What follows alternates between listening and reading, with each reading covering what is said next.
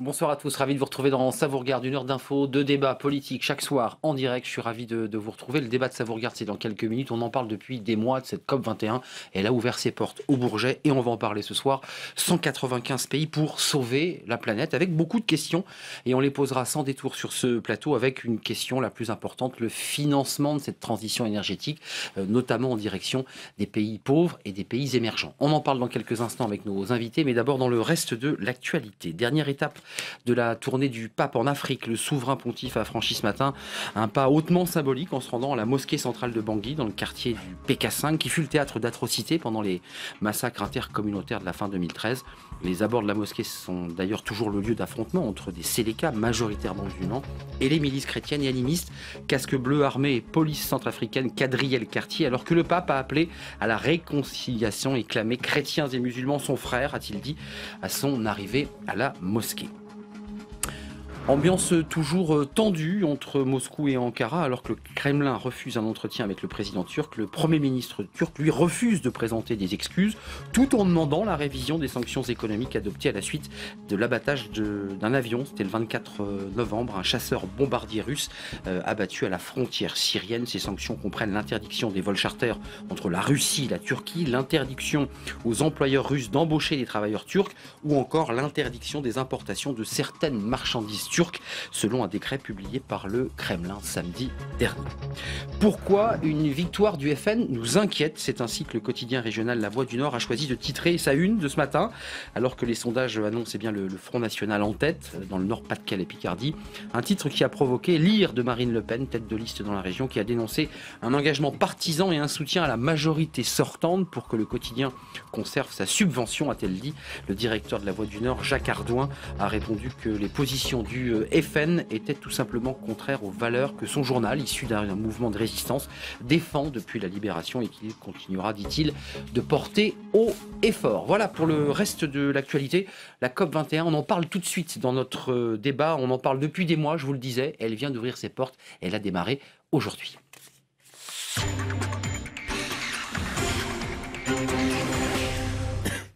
C'est le débat de Ça vous regarde chaque soir en direct. Je suis très heureux de vous retrouver. On parle ce soir d'un sujet dont on vous a parlé déjà depuis plusieurs semaines, la COP 21. Il y a 195 pays qui sont au Bourget, réunis pour tenter d'arracher l'accord. Alors, c'est compliqué, ça a beaucoup évolué. C'était l'accord des 2 degrés, c'était le seuil qu'il ne fallait pas dépasser. Et puis, on le verra dans quelques instants, le président de la République, Laurent Fabius, sont passés à l'accord des 1,5 degrés.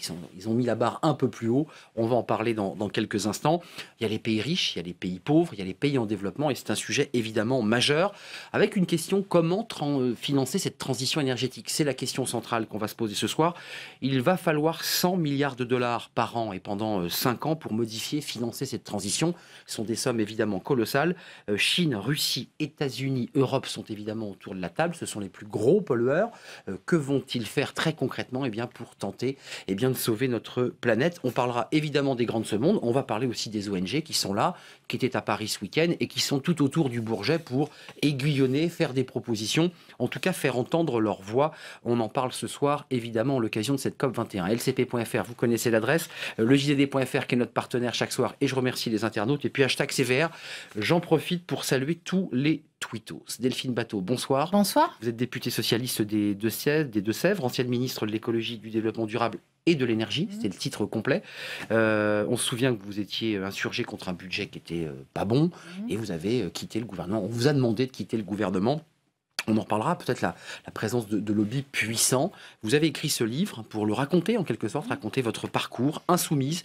Il est sorti chez Grasset. Merci d'être avec nous. Puis je rappelle, et on le dira, on en parlera, vous étiez dans le comité de pilotage en 2013, au moment où la France a écopé, entre guillemets, de cette COP 21. Après cette décision, et vous étiez là. Merci d'être avec nous. Benoît Hartmann, bonsoir. Bonsoir. Vous êtes porte-parole de France Nature Environnement. C'est 8000 adhérents, 3000 associations, c'est bien ça? 3500 associations. Et 800 000 adhérents. 850 000 adhérents. 850 000. Oui, j'ai un tout petit peu sous-évalué les effectifs. Et vous avez été reçu avec d'autres ONG samedi à l'Élysée. Évidemment, vous aviez le président de la République et vous avez échangé avec lui sur un certain nombre de propositions concrètes. Merci d'être là. Catherine Chabot est à vos côtés. Bonsoir. Bonsoir. Vous êtes évidemment navigatrice parmi à la retraite. À la retraite, voilà. Mais en tout cas, vous aviez été la première femme à terminer le tour du monde à la voile. C'était à l'occasion d'un Vendée Globe 96. Comme ça, c'est intéressant de se rappeler aussi des exploits que vous avez pu faire.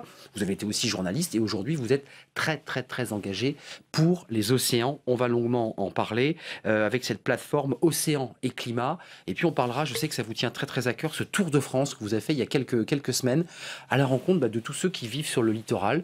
Et Dieu sait si le littoral français est grand. Chefs d'entreprise, citoyens, associations.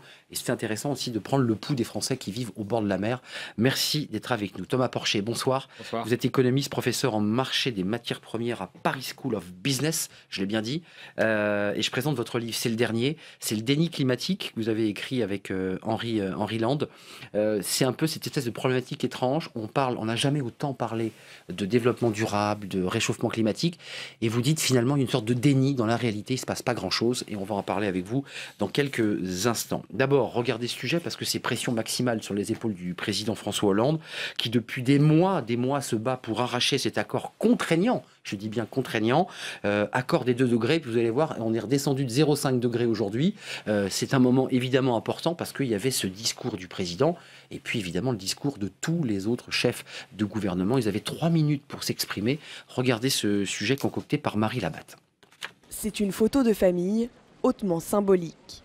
Une photo qui réunit 150 chefs d'État autour d'un même défi d'envergure, la lutte contre le réchauffement climatique.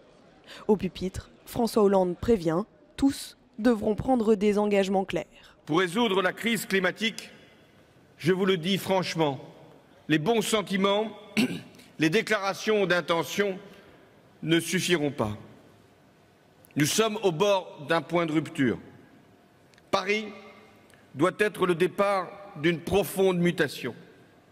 Nous ne pouvons plus considérer la nature comme un vulgaire et inépuisable réservoir de ressources destiné à notre seul et plein accomplissement. François Hollande va même plus loin.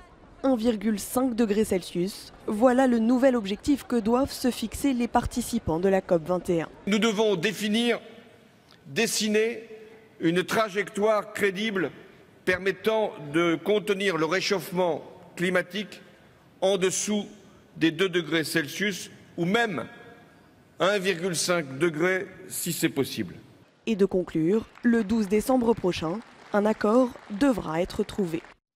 Alors d'abord Delphine Batho, il y a cet accord contraignant 1,5 degré. C'est vrai que quand on lit les articles, les experts, on nous dit on est aujourd'hui, au moment où on se parle ce soir, loin déjà des 2 degrés, on est plus sur 3, 4,5, disent certains experts. Est-ce que ça vous émeut de voir cette COP21, vous, celle qui a été ministre de l'écologie, qui a été dans ce comité de pilotage en 2013, est-ce que vous dites j'aimerais bien y être, j'aurais bien aimé y être aussi? Je suis fière de la France. Voilà, c'est ce que je ressens aujourd'hui. C'est beaucoup de travail qui aboutit.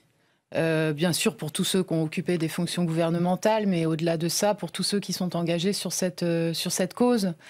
Mais en même temps, ce n'est que le début de la conférence. Et ce qui compte dans ce qui va se passer à la COP21 à Paris, c'est les décisions qui vont être prises. Je pense que c'est très important que la France ait fait le choix d'accueillir cette conférence, de l'organiser, de mobiliser sa diplomatie. Il faut saluer le travail qui a été fait aussi bien par le président de la République que par Laurent Fabius, Nicolas Hulot, tout le monde. C'est un converti, François Hollande, vous qui avez été l'une de ses ministres, enfin ministre du gouvernement et avez... Est-ce que c'est un converti, François Hollande? Cette question n'a aucun intérêt. Aucun. Pour moi, non. C'est-à-dire, si vous voulez, quand vous êtes engagé sur cette cause, que vous êtes conscient de la gravité de la situation de la planète. L'enjeu de la conférence de Paris, c'est ce qui va être fait au niveau planétaire. C'est pas les enjeux de politique intérieure franco-française. Je comprends qu'on l'évoque, si vous voulez, mais c'est tellement secondaire, tellement ridicule. Mais ça donne plus de force aussi dans la négociation, ça donne plus de conviction lorsqu'on est converti, qu'on est persuadé qu'on a raison. Je pense, en tout cas, l'intervention qui a été faite aujourd'hui était un très bon discours. Et on peut avoir plein de désaccords. Moi, j'en ai avec un certain nombre de décisions et de choix politiques qui ont été faits. Mais l'engagement de la France sur la scène internationale pour le climat, il est là et c'est pas contestable. Et je ne pense pas que vous trouverez un responsable politique qui vous dira le contraire. Catherine Chabot, et je donnerai la parole à Benoît Hartmann et Thomas Porcher, mais vous regardez ce sujet de l'écologie, vous l'avez vécu, vous avez navigué sur ces mers. Est-ce que vous dites qu'on est en train d'écrire une page de notre histoire ici en France avec cette COP ? Oui, c'est de toute évidence. Et puis moi, je pense que François Hollande est un converti. Je crois qu'il n'y a pas de mal à le dire. Je pense que même son entourage le dit. Et qu'aujourd'hui, ce qui est important, c'est justement de mettre le petit doigt dedans et puis d'y aller, quoi. Ce qui est très émouvant, moi, je trouve, en ce moment, c'est que nous sommes nombreux à avoir préparé cette COP. Et moi, j'ai l'impression, en tous les cas, pour les océans, qu'on a marché collectivement. C'est-à-dire qu'on est aujourd'hui, par exemple, dans la plateforme Océan et Climat, côte à côte, ONG, scientifiques, représentants de l'économie. Moi, sur le Tour de France des solutions pour le climat, j'ai été aussi à la rencontre des acteurs, enfin des collectivités territoriales qui sont plus engagées, qui espèrent qu'on va avoir des engagements forts et un signal fort. Mais voilà, j'ai l'impression qu'on avance tous. Il y a une dynamique, il y a quelque chose qui s'enclenche. Oui, moi je crois que ce qui est important, moi je dis toujours, à l'instant T, on a toujours l'impression qu'on ne va pas assez loin, qu'on ne fait pas assez d'efforts, etc. Mais regardons dans le rétroviseur d'où l'on vient. Et quand on regarde l'évolution depuis ces 5 dernières années, plus largement les 10, mais les 5 dernières années, c'est formidable comme les acteurs ont pu bouger. Juste un petit mot sur la règle des 1,5, des 2. Moi, j'ai lu quand même dans une interview de votre président qui dit que là, au moment où on se parle ce soir, on est sur 4,5, 3,5, 4,5. On est très très loin de ce seuil des 1,5 degrés ou des 2 qu'on nous annonçait encore hier. On fait comment ? C'est ça la grande question, c'est 11 jours de négociations, de discussions dans les couloirs, de chefs d'État qui vont se parler, qui vont se téléphoner.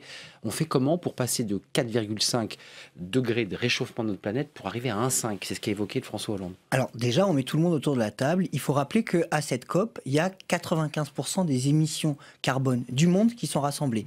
Kyoto, c'était 15%. D'accord ? Donc quand on s'engageait volontairement à Kyoto, malheureusement, on n'embarquait pas grand monde. Donc le vrai enjeu, déjà, c'est que pour la première fois, on a la plupart des émissions qui sont autour de la table et qui vont négocier. Donc ça, c'est un début indispensable. Il va y avoir un accord à Paris, je vous en fiche mon billet, il va y en avoir un. Contraignant. Il va y avoir un accord, on espère bien qu'il sera contraignant, on espère bien qu'il y aura... Les États-Unis ont déjà annoncé la couleur il y a quelques jours.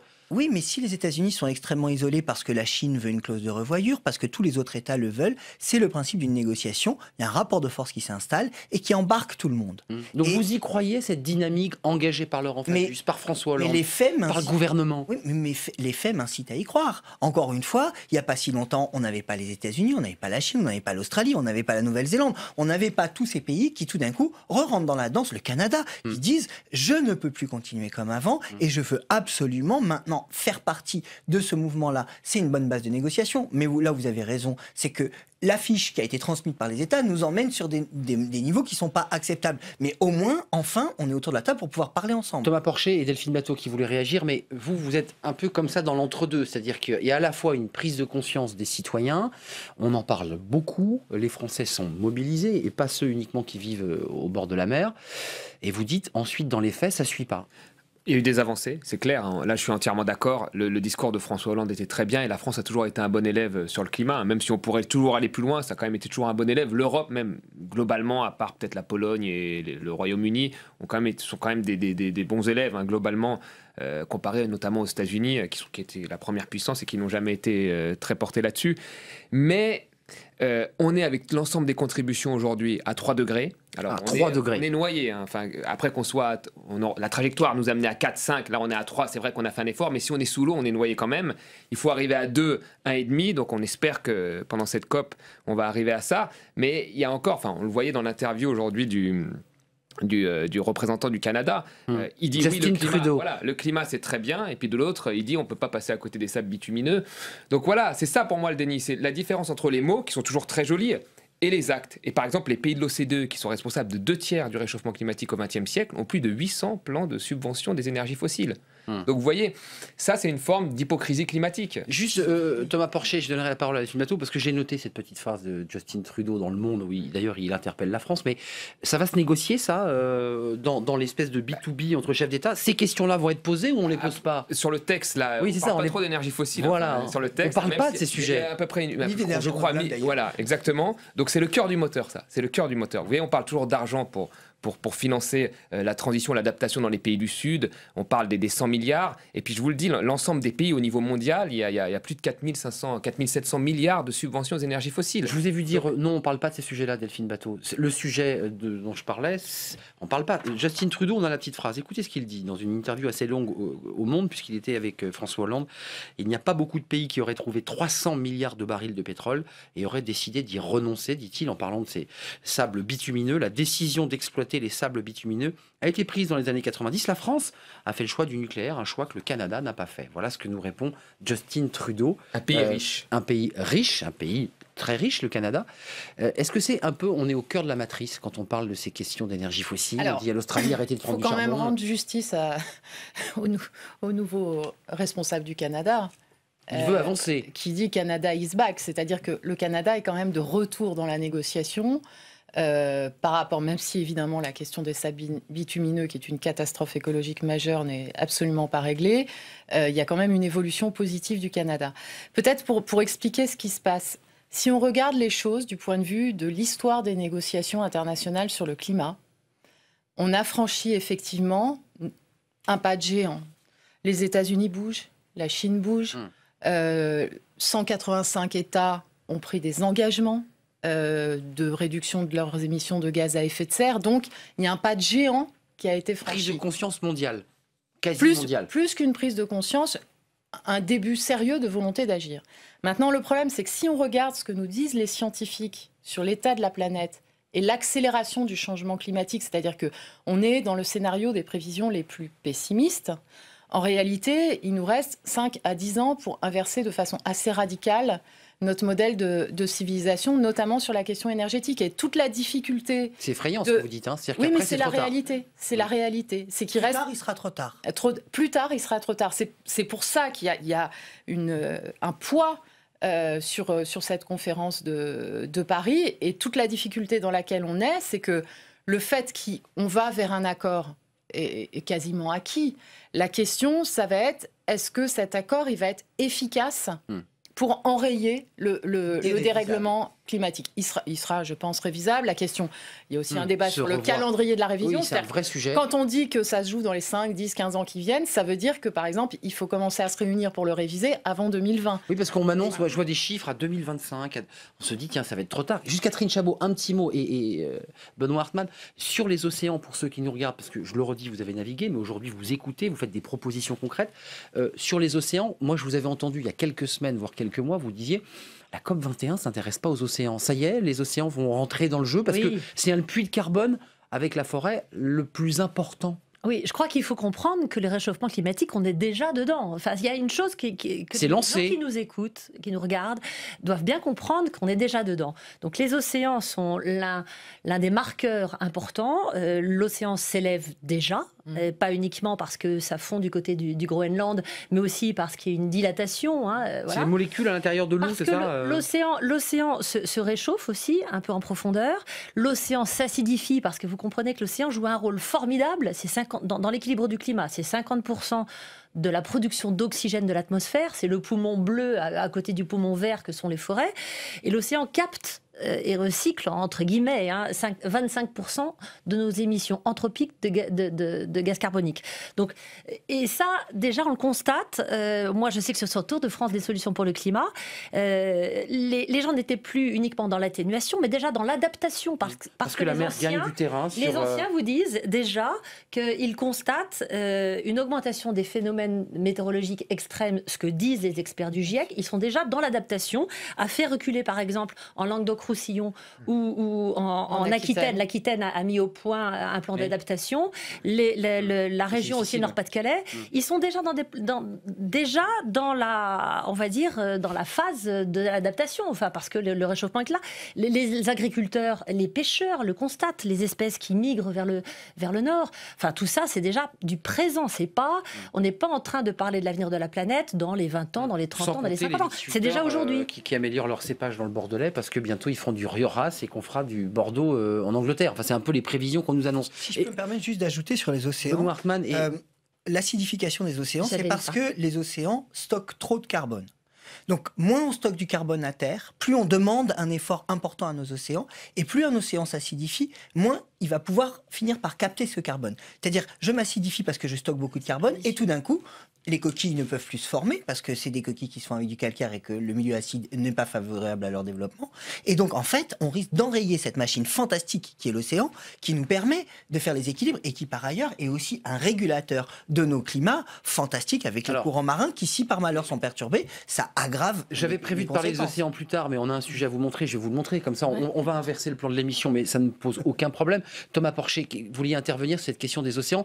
Est-ce que là aussi, il y a un déni? C'est-à-dire qu'on fait un constat qui est alarmant. On le voit physiquement. La mer gagne du terrain, elle s'acidifie. Et en même temps, on continue toujours à exploiter les mêmes gisements, les mêmes... Le déni est global pour moi. Et même si la France, bon, c'est vrai qu'on C'est un déni psychologique, psychanalytique? C'est quoi? Comment on peut l'expliquer? C'est une espèce d'hypocrisie. On a mis déni pour que ce soit plus fort, mais c'est vraiment une hypocrisie. C'est vraiment, comme l'a dit Delphine Batho, ce gap entre le consensus scientifique qui est extrêmement fort et là qui est avéré, et les actes, les conséquences que l'on prend. Du littoral aussi. Et pour revenir là-dessus, sur la France, bon, c'est vrai que c'est très difficile en ce moment d'attaquer la France et d'attaquer le président Hollande. On a vu les hommages. Qui se bat. On a vraiment du mal. Le discours est très beau, etc. Tout ça est très difficile. On est tous des êtres humains et c'est très difficile d'attaquer aujourd'hui. Mais globalement, la France aurait pu quand même faire un peu mieux. Par exemple, on a augmenté de 15% nos émissions de CO2 depuis 90, alors qu'on a une base qui est quand même très nucléarisée, 42% dans le bilan énergétique. Ce que nous reproche Trudeau, d'ailleurs. On signe un traité de libre-échange. On en signe beaucoup en Europe, mais là, on en signe un aussi. L'Europe, la France faisant partie de l'Europe. Le TAFTA. Voilà, sans aucune clause. Pas signé le TAFTA. Voilà, mais non, il est en négociation. Sans aucune clause sur le climat. On en a signé avec la Corée du Sud, etc. Mais on parle pas de climat dans la clause. On est poursuivi par l'Europe pour non-respect de la directive sur l'efficacité énergétique, ce qui est quand même une catastrophe dans le contexte, c'est certain. Alors, je voulais qu'on revoie les océans parce qu'on change de sujet. Je veux qu'on reste sur les océans puisqu'on en a parlé. Regardez ce sujet, ça concerne alors l'outre-mer, tant la Polynésie que les Caraïbes, touchés par deux maux terribles. L'un, les coraux qui blanchissent, et on va le voir dans ce sujet, et puis les algues dans les Caraïbes. Les sargasses terribles, et qui sont liées justement à des phénomènes très concrets, humains. Vous allez le voir dans ce reportage, regardez. Sous ces eaux turquoises, le plus grand parc naturel marin au monde. 1500 espèces de poissons, plus de 400 types de coraux, on ne se lasse pas de la beauté de la grande barrière de corail. Pourtant, ce joyau est sous pression. En moins de 30 ans, l'image s'est teintée de gris. Ces lagons ont perdu la moitié de leurs coraux, la faute au réchauffement climatique bien sûr, mais aussi à la pollution, industrielle avec les mines à charbon par exemple, mais aussi agricole. Le rejet de nitrates dans l'océan provoque la prolifération de ces étoiles de mer, responsables à elles seules de 42% des dégradations. Nous croyons que si nous agissons sur ces étoiles de mer, qui est la seule chose sur laquelle nous pouvons avoir une influence, le corail pourrait être en mesure de faire face aux impacts climatiques tels que les cyclones et le réchauffement de l'eau. Selon une étude récente, si rien n'est fait, ce récif corallien de 35 000 km² aura perdu 95% de sa surface en 2050. La menace plane aussi dans la Caraïbe, où elle prend un autre visage. Ces récifs sont dominés par des algues et le corail n'arrive plus à reprendre le dessus. Et donc on a des systèmes algaux avec beaucoup d'algues. C'est les sargasses et d'autres macroalgues. Ce sont toutes les grosses algues qu'on voit, celles qui sont les plus visibles et qui ont pris le dessus parce qu'elles ont des croissances parfois plus rapides. Habitat des poissons dont se nourrissent les hommes, les coraux protègent les littoraux contre les vagues et les tsunamis et représentent une manne touristique. Une richesse dont on est conscient en Polynésie. S'il y a au monde des gens à une culture de l'océan, c'est en Polynésie. L'océan est vraiment un élément essentiel de la vie quotidienne. Témoins du réchauffement climatique et de la pollution des océans, les coraux mobilisent toute l'attention des scientifiques. Des scientifiques qui regrettent aujourd'hui que l'océan soit le grand absent des débats sur le climat lors de la COP21. Alors, on a évoqué l'absence avec cette idée que l'océan revient. Delphine Batho, là, je vous voyais lever les yeux au ciel. On voit quand même que le début de l'émission revient sur cette thématique. On voit pollution en nitrate, le charbon. Donc, c'est l'homme, c'est la main de l'homme qui détruit inexorablement la mer et ses fonds. C'est un changement global. En fait, on se concentre sur le climat, mais on voit bien qu'on ne peut pas séparer les problèmes. Par exemple, celui du climat et celui de la biodiversité, celui de l'énergie, de la raréfaction des ressources. On est en fait entré dans une nouvelle ère que certains historiens appellent l'anthropocène. Voilà. Et il y a une très bonne description dans votre reportage de ce qui est en train de se passer sur les coraux notamment. Catherine Chabot. Oui, moi je trouve qu'il faut vraiment expliquer que dans la nature, enfin les écosystèmes, il y a une espèce d'équilibre très fragile, c'est-à-dire que la nature, les écosystèmes marins, par exemple, la vie en mer se reproduit dans la bande côtière, à la sortie des estuaires. Et la mer, pour vivre, elle a besoin de ce que la terre lui fournit. Elle a besoin de ses métaux lourds, etc. Mais dans des proportions dosées. Qui sont... Voilà, voilà, c'est dosé. À partir du moment où on rompt cet équilibre, qui est très fragile, alors parce qu'on met trop de CO2, trop de métaux lourds, etc., eh bien, on entraîne des conséquences assez importantes. On a ce petit tweet, COP21, tant que les humains se comporteront avec les autres espèces comme des propriétaires, rien ne changera. J'imagine que vous êtes d'accord avec ce tweet. Évidemment. Juste d'un mot sur cette biodiversité, en fait, c'est un déséquilibre dynamique. C'est-à-dire que, imaginez que cet océan qui a l'air merveilleux et très calme, en fait, c'est la guerre. C'est la guerre entre les coraux et les algues et on va voir qui va gagner. Et dès qu'on change un facteur, c'est-à-dire dès qu'on met un peu d'engrais et qu'on a un peu plus de soleil et un peu plus de chaleur, eh bien malheureusement, on fait gagner ces algues sur les coraux et on perd toute la biodiversité dont les humains dépendent. Juste, cette question, elle est fondamentale. Il y a les grands de ce monde qui sont réunis et qui ont tous des intérêts économiques à défendre, des emplois à défendre dans leur pays. Comment on fait pour dire à cet industriel polynésien, vous ne pourrez plus, dans 10 ans, extraire ce produit qui détruit la mer? Comment on fait? Voilà, Excusez-moi, parce que... mais comment on fait pour dire à un pétrolier qui gagne bien sa vie en exploitant des gaz de schiste, des sables bitumineux, comment on fait pour lui dire arrêtez de le faire parce que ça se fait au détriment de tous? Eh bien, le seul moyen qu'on ait trouvé international, c'est de mettre un prix au carbone. Parce que simplement, si vous allez renchérir l'exploitation du charbon à tel point qu'il devient pas rentable, eh bien, vous ne l'exploiterez plus. Donc vous dites comme Thomas Porcher, on a subventionné les fossiles au profit du reste. Mais surtout quand on met de l'argent dans des fossiles, on ne les met pas dans autre chose. Quand on met de l'argent dans du nucléaire, on fait le choix d'abandonner le virage énergie renouvelable que la France avait pris dans les années 70 pour lesquels on était leader, et du jour au lendemain, on a délaissé ces programmes pour choisir le tout nucléaire. En attendant, ces choix, ils sont constitutifs. En ce moment, ce qui est en train de se jouer à la COP, c'est aussi ça. Mettre un prix au carbone pour dissuader d'exploiter ces énergies fossiles. Il y a déjà eu un marché carbone. Parce que vous avez parfaitement raison. Tant que c'est autant rentable, pourquoi Total arrêterait d'exploiter les hydrocarbures alors que ça rapporte autant? Eh bien, s'il n'y a pas une pression internationale très forte, un lobby citoyen très fort, on n'y arrivera probablement pas. Dans le livre de Thomas Porcher, il y a ces petites phrases sur le fossile et la pression des lobbies. Vous citez les 5 grandes compagnies, Exxon, Shell, BP, Chevron, Total, donc qui est française. Vous dites qu'elles n'ont jamais empoché autant d'argent, 45 milliards pour Exxon. Et à la fin, vous terminez ce petit paragraphe, vous vous demandez si on a pu réorienter avec cette manne financière vers une transition énergétique, et vous dites ça a surtout permis de multiplier par 4 les investissements en exploitation-production pour trouver de nouveaux gisements. Thomas Porcher et ce bateau. Excusez-moi, entre 2002 et 2012, le prix du pétrole a été multiplié par 5. Il a été multiplié par 5, il a rendu rentable les sables bitumineux, le pétrole de schiste, etc. Et les investissements, les bénéfices qu'ont retirés ces compagnies avec des effets prix énormes, la multiplication par 5 de ces prix, elles les ont investis massivement dans des pétroles non conventionnels. Et là, moi, ce qui me choque, c'est qu'aucun État, soit les États-Unis, n'a eu l'idée de se dire tiens, il y a des effets prix énormes, on va taxer une partie de cette rente dont bénéficient les compagnies pour investir dans les renouvelables. Dans les années 70, quand il y a eu les chocs pétroliers, les États-Unis ont taxé leurs compagnies parce qu'elles se sont dit oh, ça va nous faire du budget en plus. Aucun État dans les années 2000 n'a pensé à taxer un peu plus ces compagnies qui faisaient des super profits pour les réorienter dans les énergies renouvelables. Question qui va sembler complètement abrupte et je mets des guillemets, mais alors que font les politiques? Vous avez essayé, vous avez tenté, vous, je dirais, de prendre à bras-le-corps ces sujets qui on voit, qui sont gigantesques. Je témoigne, c'est vrai, elle a essayé. J'ai défendu le maintien de l'interdiction du gaz de schiste en France, et j'ai gagné cette bataille. Elle vous a coûté cher, cette bataille? Peut-être, mais l'important, c'est le résultat. Il n'y a que le résultat qui compte. Et c'est très important, parce que effectivement, je pense qu'il y a 2 notions qui sont importantes. La première, vous parliez des égoïsmes nationaux.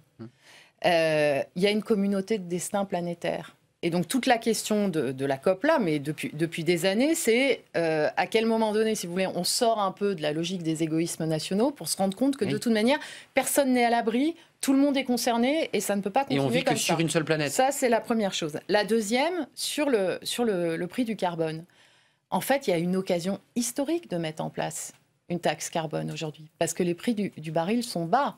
Alors, les prix du baril sont bas, ça veut dire que ceux qui pensaient que mécaniquement, on allait vers une hausse continue des prix du pétrole et que spontanément, le modèle économique allait devenir vertueux, investir dans les énergies renouvelables, etc., c'est pas ça la réalité à laquelle on est confronté. Mais le fait que le prix du baril soit bas aujourd'hui fait qu'il y a une occasion historique pour décider. D'ailleurs, Chance à saisir. Je crois que ce soir, il y a une déclaration d'un certain nombre de chefs d'État pour y aller. Et moi, je pense que sur des sujets comme ça, si jamais c'est pas dans l'accord entre les 195 pays, il faut qu'il y ait des groupes de pays qui s'engagent de façon unilatérale. Des groupes, c'est-à-dire qu'il faut créer Il faut une liste de pays qui, de façon unilatérale, disent « nous, on va donner un prix élevé au carbone ». Catherine Chabot, un mot, et on va entendre une petite, quelques réactions de chefs d'État. Sans diminuer ce sujet qui est absolument colossal, qui est sujet, les émissions qui est majeur.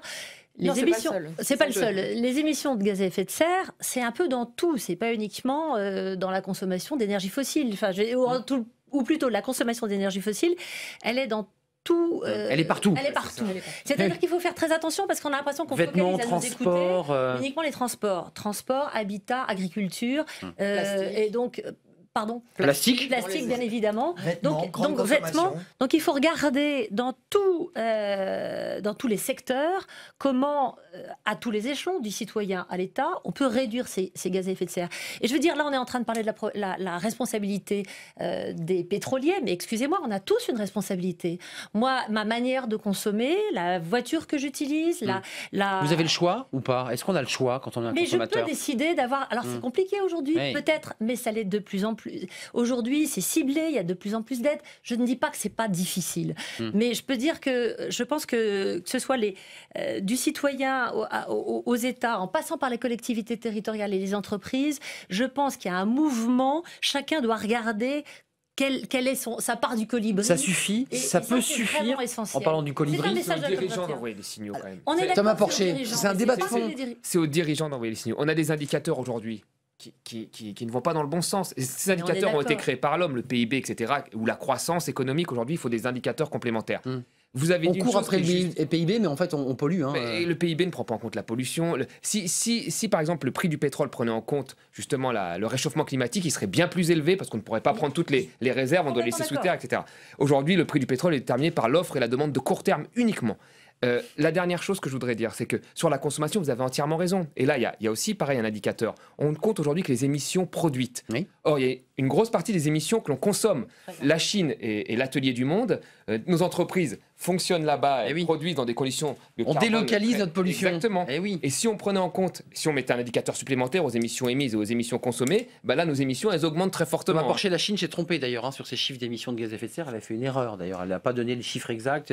Une différence d'environ d'1 milliard de tonnes de CO2. C'est quand même une petite erreur. Ça correspond à 2 fois plus que la France émet.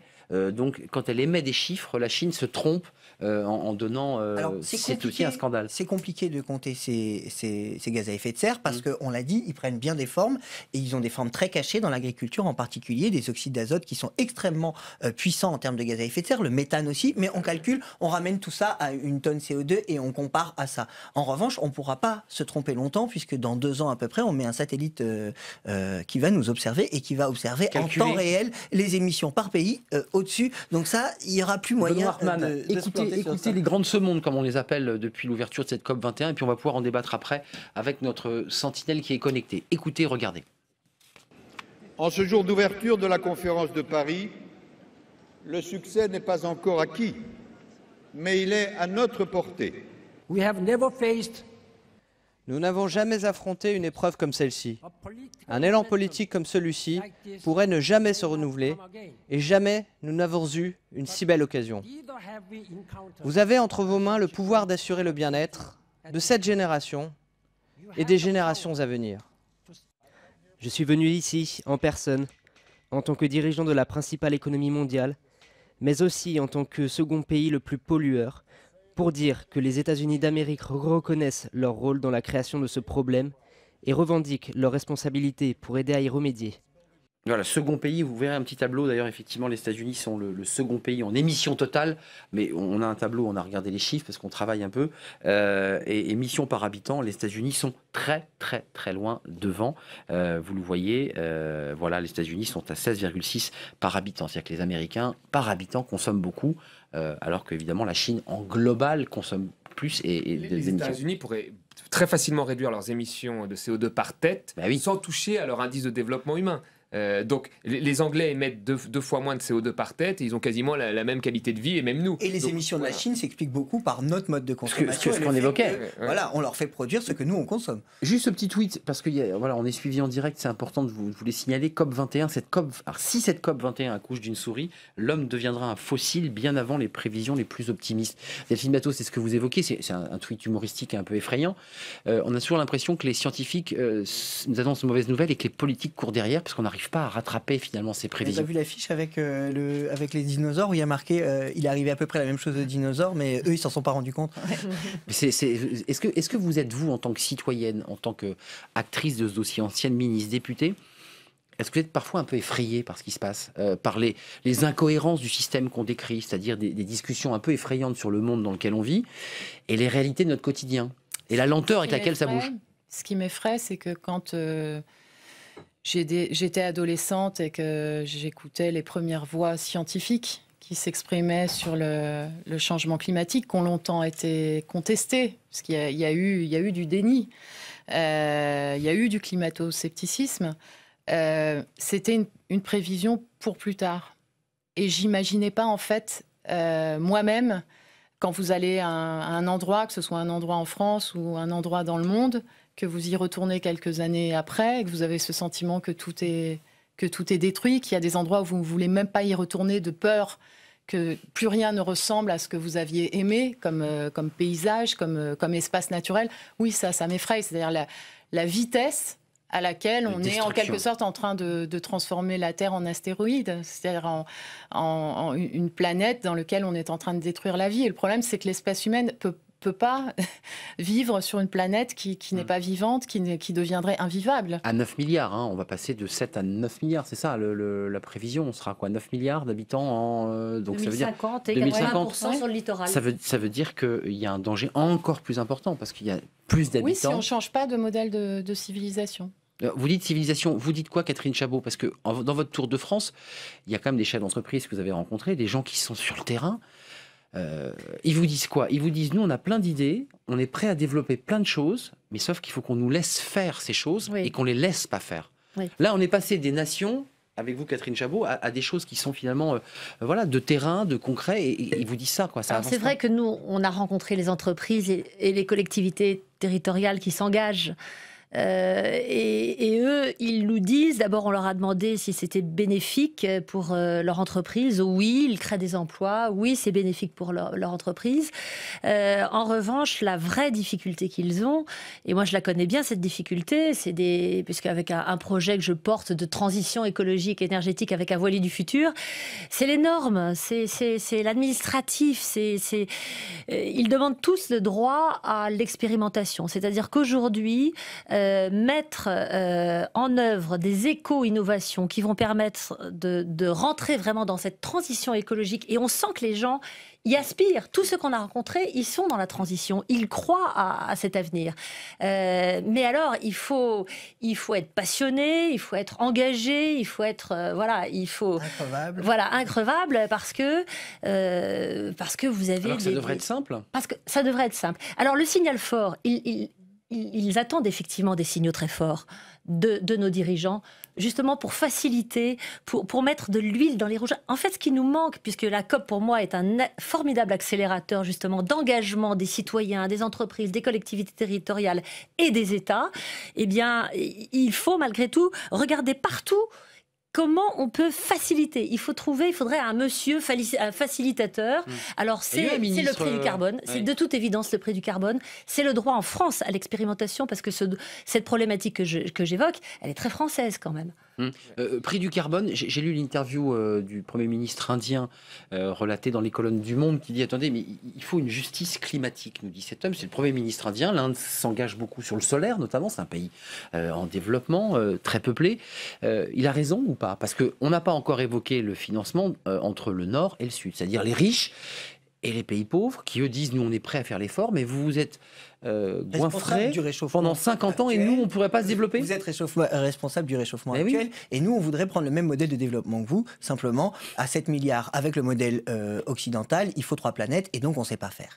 Donc la vraie question, c'est quel modèle de développement, parce que bien sûr, il est naturel que ces peuples aspirent au développement, mais quel modèle de développement durable pour ne pas faire les mêmes erreurs que nous et qui finance. Eh bien, le principe du pollueur-payeur, il n'est pas complètement absurde de se dire qu'il y a une part de responsabilité et qu'il faut se débrouiller pour que ceux qui sont responsables des causes traitent une partie des effets, ça serait la moindre des choses. D'autant plus que, rappelons qu'une partie des responsables des causes, ce ne sont pas tous les responsables, mais quand on parle de Total, par exemple, quand on sait qu'ils ne payent pas d'impôts en France, on peut se dire qu'ils pourraient consacrer une partie de leurs ressources. Mais ça, c'est pas un sujet qui sera évoqué à la COP21, rassurez-moi. Enfin, on en parle de ça ou pas On en parle sans en parler, c'est-à-dire que comme il y a des États qui sont des États pétroliers, vous pensez à qui? Venezuela, Arabie Saoudite? Oui, et on est obligé de composer avec leurs intérêts. Et honnêtement, on peut pas dire demain à un pays comme le Venezuela, on ferme tous les puits et puis c'est comme ça et c'est pas autrement, à moins de leur offrir une contrepartie qui soit raisonnable, une alternative. Thomas Porcher, vous en pensez quoi de cette question? Elle est fondamentale. Le Nord et le Sud, c'est un des thèmes que vous développez aussi. Hein. Oui.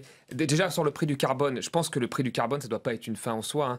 Il faut concrètement, pour celui qui nous regarde, c'est quoi le prix du carbone? Le prix du carbone, c'est que on met un prix supplémentaire à des énergies polluantes et donc elles deviennent plus chères et donc elles sont moins rentables. Donc on vous dit sur une étiquette, ça coûte 3 € de plus parce que c'est du pétrole. Regardez dans quelle configuration on est. On a un marché qui est aujourd'hui défaillant et qui, grosso modo, on a un bilan énergétique où il y a 80% d'énergie qui sont des énergies polluantes. Donc on crée un autre marché pour permettre au premier marché qui est défaillant, parce qu'il ne prend pas en compte les externalités négatives, de les prendre. Donc un marché se substitue à un premier marché qui visiblement ne fonctionne pas extrêmement bien. Allons au cœur du moteur. Allons au cœur du moteur. Non, allons frapper les banques qui investissent dans le charbon. Réglementons pour que justement ces banques n'aient plus intérêt à aller frapper. Vous savez, aujourd'hui, elles sont notées, il y a des agences, Thomas Porcher. Les systèmes de financement ne vont pas dans le bon sens, y compris pour les pays très pauvres. Vous êtes un pays comme le Congo aujourd'hui, vous demandez une aide au FMI, vous avez un plan d'ajustement qui vous oblige d'aller dans les secteurs exportateurs, notamment le pétrole. Changeons ça, commençons par changer ça, avant de mettre un prix du carbone qui sera...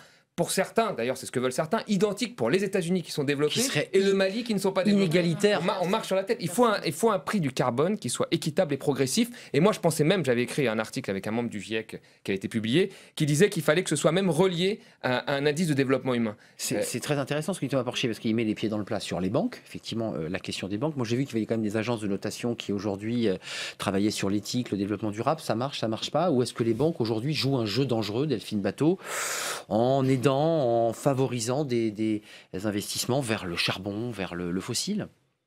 Il y a un début de désinvestissement, mais parce qu'il y a la COP et qui est encore beaucoup trop timide. Mais votre remarque sur les agences de notation me permet de dire que un des problèmes quand même, c'est le peu d'économistes qui s'intéressent à ces questions. Le nombre d'économistes qui, en France, travaillent sur, par exemple, la résilience des dettes souveraines, à l'exposition des pays aux risques énergétiques, aux risques liés au changement climatique, se compte sur les doigts de la main. C'est notamment tout le travail que fait Gaël Giraud. Donc il y a un changement des mentalités. Des économistes d'abord, alors du monde de la finance, j'en parle même pas. On est quand même, je veux dire, ce qui se passe est le résultat d'un modèle de développement. À court terme, profit immédiat, parce qu'il faut rentrer dans le fond du débat. La logique du profit à court terme. Catherine Chabot, et on a un internaute qui voudrait parler, je vais lui donner la parole. Oui, très rapidement, de quel développement, de quel modèle souhaitable parlons-nous? Et moi, je pense qu'il y a des messages que la COP nous permet de passer. C'est que le bonheur, c'est pas forcément... Ça peut être dans la sobriété, le bonheur, ça peut être dans... C'est Pierre Rabhi, il était sur notre plateau, et sobriété tellement utile. évident. Moi, j'étais le week-end dernier avec des montagnards et on réfléchissait ensemble, marins, montagnards, justement, quelle contribution on peut apporter à ces réflexions-là. Et quelqu'un témoignait du nomadisme. Le nomade, il prend ce qu'il a, dont il a besoin. Voilà. Est-ce qu'il est plus malheureux que nous? Et moi, je pense que c'est une vraie question. Parce Comme le montagnard, d'ailleurs. Les migrations qu'on voit, parce qu'on fait miroiter, j'imagine, dans les pays africains, on leur fait miroiter une Europe où on possède, mais alors que je pense qu'il y a une vraie réflexion philosophique et c'est bien de voir Delphine Bateau, un petit mot, et Michel, notre sentinelle. Catherine, parce que c'est très important. La grande différence entre aujourd'hui et Copenhague, c'est qu'aujourd'hui, la notion que les solutions existent, qu'elles sont là, la COP des solutions, dit-on même d'ailleurs. Oui, mais non, mais c'est très important. C'est-à-dire qu'on n'a pas à attendre, je sais pas moi, des progrès technologiques magiques. Les énergies renouvelables, elles existent. Les stratégies d'efficacité énergétique, elles existent. L'agroécologie qui permet de reconquérir des terres pour faire des cultures vivrières et en même temps de stocker du carbone dans les sols, ça existe. Il y a une panoplie de solutions qui sont à portée de main. C'est ce qui fait peut-être la grande différence avec les conférences internationales passées, c'est qu'il y avait ce côté un peu comment on va faire. Absolument. Là, on sait comment on peut faire. Il y a même des entreprises. Allons-y. Et qui bloque la mise en œuvre de ces solutions. Et c'est là que ça au scandale. Parce que les banques, je suis désolé, mais tant que les banques, effectivement, vont continuer à faire de l'argent en finançant du charbon, comment vous voulez que ces solutions qu'on connaît, ces alternatives, s'affirment? Tant que ce sera... Écoutez, on a inondé... Monsieur Blanchet le connaît très bien. Monsieur Blanchet connaît très bien ce sujet-là. On a inondé le marché avec du gaz de schiste. Résultat, la demande en charbon des Américains s'est effondrée et le prix du charbon s'est effondré et on réouvre des centrales au charbon partout dans le monde. On se rend bien compte que dans un système mondial sans régulation, forte, malheureusement, ces alternatives, elles restent un peu anecdotiques. Mais désolé Michel, parce que vous êtes avec nous, vous partagez ce débat devant votre webcam, donc c'est un débat passionnant. Allez-y, posez votre question Michel, s'il vous plaît, pas trop long. Alors, je fais une remarque pour dire que le débat est d'une qualité extraordinaire, donc je remercie tous les intervenants et Arnaud Ardouin. C'est de toutes les émissions qui ont été consacrées au sujet, c'est vraiment l'une des plus intéressantes. Moi, ce qui me marque, il y a une note d'optimisme parce que pour moi, l'opinion publique est en train de se saisir du sujet, donc ça c'est vraiment très bien. La vie civile est vraiment intéressée par le sujet. Par contre, j'ai l'impression que concrètement, les gens ont du mal à se rendre compte, de ce que signifie le problème. On parle beaucoup de réchauffement climatique. C'est plutôt le dérèglement climatique, à mon avis, qui peut vraiment être pertinent pour désigner ça. Et je prends un exemple très concret. Dans la campagne des régionales qui est en train de se terminer, quasiment jamais il n'a été question du dérèglement climatique. On a cité tout à l'heure l'Aquitaine, Languedoc-Roussillon, le Nord-Pas-de-Calais, où il y a vraiment des gros problèmes, des questions d'adaptation. Et ce sujet a été quand même très très peu abordé. Moi qui suis en Nord-Pas-de-Calais, Picardie, effectivement, la question du trait de côte de Dunkerque est très très importante. Sans prêcher pour ma paroisse, les écolos en ont beaucoup parlé. Les autres partis, on a même un parti que je ne citerai pas qui nie le réchauffement climatique, qui se trouve à l'extrême droite de l'échiquier politique. Vous le retrouverez très facilement. Mais on a bien compris. C'est assez inquiétant que les questions concrètes ne soient pas assez abordées, je trouve. Je précise que je ne connais pas Michel, pour que les choses soient claires. C'est grâce à vous que ce débat a du sens. Je pense que c'est très... Arrêtons de prendre les gens pour des imbéciles. Benoît Hartmann, même pas foutu d'aligner les taxes du diesel. C'est-à-dire qu'on est en train de réfléchir à des concepts qui sont quand même assez compliqué pour les Français, la taxe carbone, un prix au carbone, se disent mais qu'est-ce que c'est? C'est vrai que quand il est question de parler de diesel on n'est pas capable de le faire. Oui, mais Michel rappelle quelque chose d'important qu'il faut redire. Réchauffement global, plus de degrés, ça dit rien à personne. Si un réchauffement global au-delà de 2 degrés provoque des sécheresses, des canicules, des inondations, la remontée du niveau marin, des tempêtes, là on commence à comprendre. Si ça concerne les 2/3 de l'humanité qui vit déjà. Et qui produit... Oui, mais malheureusement, ce réchauffement climatique, un certain nombre d'entre nous expérimentent, parce que vous avez raison, il a déjà commencé. Demandez à un viticulteur, il récolte, il fait les vendanges 1 mois avant que ses grands-parents, simplement. Donc, on est déjà en train de le vivre, mais là où monsieur a raison, c'est que ce qui est important, c'est de prendre conscience des conséquences. Parce que 2 degrés, ça peut sembler presque anecdotique, mais malheureusement, les conséquences ne le sont pas et elles posent des problèmes au-delà de 2 degrés que nous ne savons pas résoudre. Donc le vrai enjeu là, pourquoi on a Hollande qui dit on va aller sur une trajectoire de 1,5 degré? Parce que actuellement, la feuille de route, parce que la feuille de route des États actuellement nous emmène plutôt sur la ligne des 3 degrés et que vous avez intérêt à resserrer votre objectif si vous voulez rester dans le range des 2 degrés. Mais pourquoi? Parce que simplement, le GIEC, dans ses projections, dit au-delà de 2 degrés, je ne sais plus prévoir. Je rentre dans la zone de l'imprédictibilité, donc pas d'adaptation possible. Vous n'allez pas investir en dessous du besoin ou au-dessus du besoin puisque vous ne pouvez pas vous adapter. Et donc, c'est indispensable pour limiter les effets de réponse à la stratégie de François Hollande. Catherine Chabot, et vous allez écouter justement le président de la République sur une synergie entre ce qui se passe face à Daesh et la lutte contre le réchauffement. Il y a plein de conséquences des changements climatiques que les scientifiques ne mesurent pas pour l'instant. Par exemple, sur les océans. Et pourquoi la plateforme Océan et Climat a lancé un plaidoyer et notamment demande, en boitant le pas de la principauté de Monaco, un rapport spécial du GIEC sur les océans. Pourquoi? Parce qu'aujourd'hui, les scientifiques qui sont toujours prudents sur ces questions-là vous disent qu'ils ne savent pas. Ils ne savent pas quelles sont précisément... Il y a besoin de mesurer l'acidification, vous en parliez tout à l'heure. La température en profondeur. La température à quelle profondeur? À quelle profondeur? Le véritable impact de la fonte de l'Arctique et du Groenland, etc., sur les courants, et notamment sur le Gulf Stream, etc. Ils ne savent pas, ils restent... Mais Catherine Chabot... On a besoin de comprendre. On a très peur du relargage massif de ce qui s'appelle les hydrates de gaz. C'est du méthane qui est sous forme de glace pour l'instant dans les océans. Il suffit d'un demi-degré pour qu'il soit relargué. Et ça, malheureusement, ces hydrates de gaz, c'est du méthane pur. Le méthane a 40 fois le pouvoir chauffant du CO2. Je vous ai pas entendu tout à l'heure quand j'ai dit qu'il y avait un problème psychanalytique autour de cette question. Il y a une prise de conscience générale. Vous les avez vus à travers votre tour de France. Il y a des grandes ce monde qui, pour les plus pollueurs, sont autour de la table. Et on a l'impression quand même que c'est compliqué. C'est quoi? C'est parce qu'il y a une lenteur, Catherine Chabot. C'est la lenteur qui fait que c'est compliqué de faire avancer cette question ou pas? Ou est-ce qu'en répétant sur le plateau de télé, il y a urgence et urgence, comment les gens réagissent à ça? Je pense que les gens, moi, je vais vous dire, très souvent, on m'a demandé, mais qu'est-ce que je peux faire, etc. Et pendant des années, les gens n'ont pas forcément compris les enjeux. Ils n'ont pas compris que c'était ici et maintenant la problématique. Ils n'ont pas forcément compris ce qu'ils pouvaient faire. Alors, autour d'eux, aujourd'hui, et c'est là où tout le travail des médias est absolument essentiel, parce que, excusez-moi, mais les climato-sceptiques, ils ont disparu. Non, mais ils ont constitué toujours une faible part. Par contre, dans les médias, ils constituaient une énorme part du sujet. Je referme la parenthèse.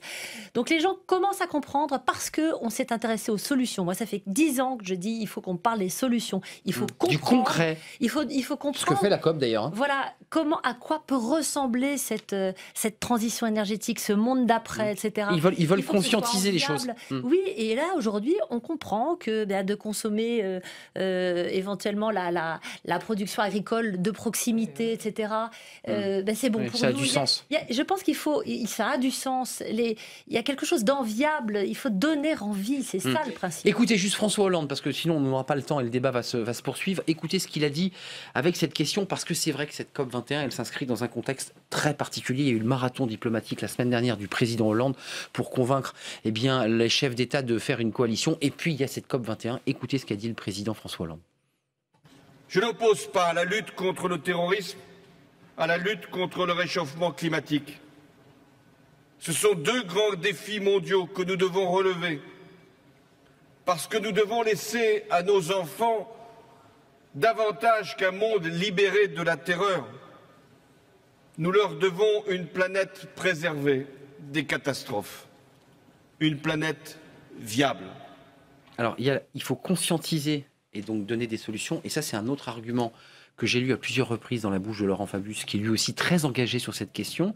Il nous dit, mais on ne le dit pas assez, mais le début de la guerre civile en Syrie, ce que l'on vit aujourd'hui, a démarré par une famine. Est-ce que ce n'est pas un autre argument pour convaincre ceux qui seraient sceptiques que équilibrer notre planète, c'est aussi garantir notre paix? Madame Batho le disait très bien. Je suis très prudente, moi, là-dessus.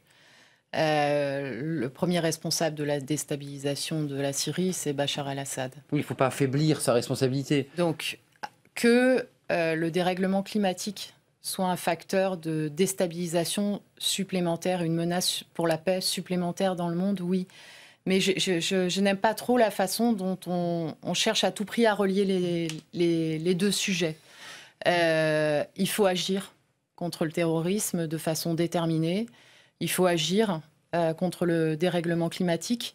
Ce qui est en jeu, et je pense que c'est un peu ce que le président de la République a dit, c'est que je crois qu'il faut comprendre que si on veut faire reculer l'extrémisme sous toutes ses formes, il y a aussi besoin de lever un espoir d'un futur désirable. C'est ça. Ça demande du courage politique, parce que quand on est dans le concret des décisions à prendre, par exemple sur les questions énergétiques, vous évoquiez tout à l'heure les questions fiscales, ça demande du courage politique. De résister à la pression. Tout n'est pas consensuel. Il y a effectivement un certain nombre d'intérêts à affronter. Et il faut lutter. Pour que ce soit possible, il faut que les responsables politiques qui sont j'allais dire en pointe sur ces sujets-là soient aussi adossés à une mobilisation de la société civile qui est là. Parce que c'est vrai que ça bouge dans les collectivités territoriales. Moi, je ne suis pas d'accord avec ce qui a été dit sur les régions tout à l'heure. Je vois dans ma région, il y a des choses extraordinaires qui ont été faites. Et les gens en parlent pendant la campagne. Bien sûr. Bien sûr. N'oublions pas que si on avait écouté les écolos sur les énergies renouvelables, j'imagine que ce tweeto c'est écolo, on aurait évité bien des guerres. Vous en pensez quoi sur cette synergie entre paix et lutte contre le réchauffement climatique? C'est-à-dire que cette espèce d'industrialisation effrénée, cette concurrence, cette guerre économique, est-ce qu'il n'y a pas un risque derrière? Bon, depuis toujours déjà. Enfin, l'extractivisme a toujours été très agressif dans les pays pauvres. Extractivisme souvent de compagnies de pays riches, disons-le encore une fois. Non, mais il faut dire les choses comme elles sont. Parce que c'est ça, pour revenir un petit peu à ce qu'on a dit, je pense qu'on mettrait plus facilement la pression aux pays émergents si on était exemplaire. Je pense que les citoyens, eux, veulent un changement, mais que ils ne le voient pas complètement dans les dirigeants. Les gaz de schiste, pétrole de schiste viennent des États-Unis, première puissance mondiale, pays le plus riche. Les sables bitumineux viennent du Canada, une puissance riche. L'Arctique est en train de fondre. Les compagnies qui sont intéressées pour aller forer sont des compagnies de pays riches, dont la nôtre. Comment on peut, dans ces conditions-là, se dire après et demander à donner des leçons à des pays. Voilà, il faut qu'on soit exemplaire. Une fois qu'on sera exemplaire et on a les moyens financiers, on a la technologie, les solutions sont là. Ça a été dit, elles sont là aujourd'hui. Pourquoi il faut le courage politique, Thomas Porcher, c'est compliqué. Certains l'ont, certains l'ont pas. Certains l'ont, certains l'ont pas. Benoît Hartmann Thomas a parfaitement raison. Il met quand même le doigt sur quelque chose. Si on retire les hydrocarbures de l'équation, il y a pas mal de déstabilisation d'un certain nombre de pays qui n'est plus en cause. Il y a un rapport de force. Quand il n'y a plus de pétrole, il y a d'autre plus de guerre, dit-on. Et Madame Bateau disait tout à l'heure l'intrication de ces crises. On sait bien qu'on est aussi sur une crise de la ressource, de l'exploitation de la ressource, et que cette exploitation dispendieuse des pays riches qui mettent en Perse les pays pauvres en leur faisant du chantage, très simplement. Rappelons-nous qu'au Pérou, les hydrocarbures étaient exploités par des compagnies françaises, et quand ils étaient exploités par des compagnies françaises, ils prenaient 80% des bénéfices et ils versaient 20% du reste au pays. Donc on voit capitalisme extrêmement sauvage. Oui, mais en disant on va vous faire du transfert de technologie, vous allez voir, c'est merveilleux. À la fin, il a fallu une grosse volonté politique, quelqu'un qui a tapé du coin sur la table et qui a dit ou vous vous en allez, je nationalise, ou on inverse, et moi je prends 80% et vous prenez 20%. Vous devinez ce que les compagnies ont fait? Elles ont pris 20% et elles sont restées. Évidemment, puisque en fait, ce rapport de force politique, il est indispensable. On parlait tout à l'heure des petits gestes. Il nous reste une 30. On ne doit pas avoir le sentiment d'être impuissant, nous. Donc, c'est important de savoir qu'on peut faire quelque chose pour sortir de ces dénis-là. Mais en revanche, ça ne servira à rien, nos petits gestes, s'il n'y a pas une volonté politique et qu'il n'y a pas une régulation à ce niveau-là. Ça, c'est important de le dire. Parce qu'il y a des enjeux qui ne sont pas malheureusement de notre échelle. Soyons exemplaires, soyons un lobby électoral et faisons en sorte qu'ils aient envie de le faire pour nous. On va finir par une belle tour Eiffel toute verte, mais tout à l'heure vous nous disiez quand même, au-delà des débats de fond qu'on a posés sur le rôle des banques, des sociétés, on a le sentiment que chez vous, dans le discours que vous portez, il y a une volonté d'espoir et d'avancer avec des choses concrètes. C'est ça aussi le message que vous voulez faire passer ce soir? Absolument, mais j'ai envie, sur les crises, moi je pense qu'elles sont toutes liées, y compris la crise des valeurs. Et je vais vous dire, comme conclusion, moi je pense qu'il y a une absence de bon sens dans tout ça. Je rêve d'écrire un bouquin sur le bon sens. Il faut l'écrire, il faut l'écrire. Et en fait, quand vous pointez les aberrations dans les cycles de vie, dans tout ce qu'on vient d'évoquer... On marche sur la tête, souvent on entend ça. On marche souvent sur la tête, et donc c'est vrai qu'on est dans une société qui a accouché de ça. Il faut remettre du bon sens partout. Voilà, le marin parle du bon sens. Le paysan. Vous êtes d'accord, Delphine Bateau? Il faut mettre du courage et du bon sens pour terminer cette émission. Du courage, parce qu'il faut que des politiques aient le courage, et du bon sens. Oui, il faut remettre les choses à l'endroit. Les choses à l'endroit. C'est le début de la COP21, on va bien sûr suivre de très très près ce qui se passe. C'est toujours un peu secret, ces discussions évidemment bilatérales. On va suivre évidemment cette COP21 et on va terminer par cette image parce que c'était l'ouverture de la COP. Vous le disiez Delphine Batho, je suis fier d'être française. Regardez cette tour Eiffel. Alors elle ne scintillait pas pour Noël, elle était toute verte. Regardez, je ne sais pas si vous voyez bien sur notre image, mais voilà, c'était tout un symbole aussi, une tour Eiffel toute verte que l'on voit difficilement verte. Mais en tout cas, je vous confirme que cette tour Eiffel était bien verte. Merci Delphine Batho sur ce plateau, députée socialiste. Merci Thomas Porcher. Le déni climatique, il est sorti chez Max Milo au mois d'octobre. Merci à Catherine Chabot, votre plateforme Océan et Climat. Et merci à Benoît Hartmann, le porte-parole de France Nature Environnement. Vous êtes tous aux premières loges sur ce dossier. Merci de nous avoir suivis. Demain, on s'intéresse au régional. Et oui, parce qu'on est à 5 tours du premier tour. Une bien drôle de campagne, cette élection régionale et cette campagne régionale. On en parlera sur ce plateau. Bonsoir et à demain.